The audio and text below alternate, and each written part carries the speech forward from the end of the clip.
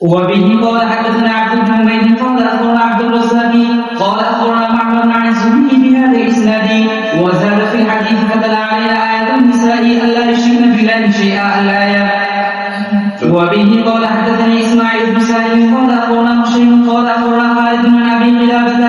عن ابي الاشعث الصنعاني عن عبادة بن الصامت رضي الله عنه قال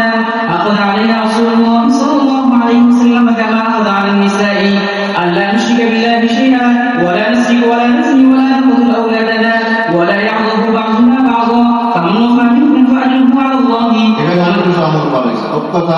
যত প্রকার আমল আছে বিশুদ্ধ করণের কাজগুলো সেগুলো বিরত থাকা করণের কাজগুলো করা এটাই হলো তিরমিজির আমল আর এগুলো এখানে বলা হয়েছে স্বাভাবিকভাবে তিরমিজি قال وحدثنا محمد بن رجب قال اخبرنا الليث عن يزيد بن ابي حبيب عن ابي الخير السنابحي عن عبادة بن الصامت رضي الله عنه قال اني من النقباء الذين بايعوا رسول الله صلى الله عليه وسلم وقال بايعناه على ان لا نشرك بالله شيئا ولا نزني ولا نسرق ولا نقتل النفس التي إني أقول صاحب عن مقابل الموجود في الإسلام دار الإسلام ما يقبل مقابل نقيل الظهور أمر الملك عشيق نقيل الظهور تابين مجر منا عشق جبل وبه قال حدثنا يحيى بن يحيى ومحمد بن رجب قال أخبرنا الليث قال وحدثنا قتيبة بن سعيد قال حدثنا ليث عن ابن شهاب عن سعيد بن المسيب وأبي سلمة عن أبي هريرة رضي الله عنه عن رسول الله صلى الله عليه وسلم أنه قال العجماء جمعها جبار والبئر جبار والمعدن جبار وفي الركاز الخمس. এখানে তিনটা শব্দ হাদিসের মধ্যে স্বাভাবিকভাবে আসে আগে কান্স আছে মামেন حدثنا يحيى بن يحيى وابو بكر بن ابي شيبه وزهير بن حرب وعبد الاعلى بن حماد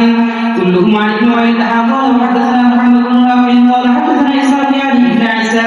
قال حدثنا مالك كلاهما عن الزهري باسناد الليث مثل حديثه. وبه قال حدثنا ابو الطاهر وحمد قال اخبرنا ابراهيم قال اخبرني يونس عن ابن شهاب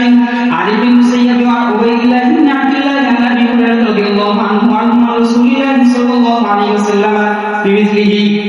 وبه قال حدثنا محمد بن المهاجر قال اخبرنا الليث عن ايوب بن موسى عن الاسود بن العلاء عن ابي سلمة بن عبد الرحمن عن ابي هريره رضي الله عنه عن رسول الله صلى الله عليه وسلم انه قال البئر جرحها جبار والمعدن جرحه جبار والعجماء جرحها جبار.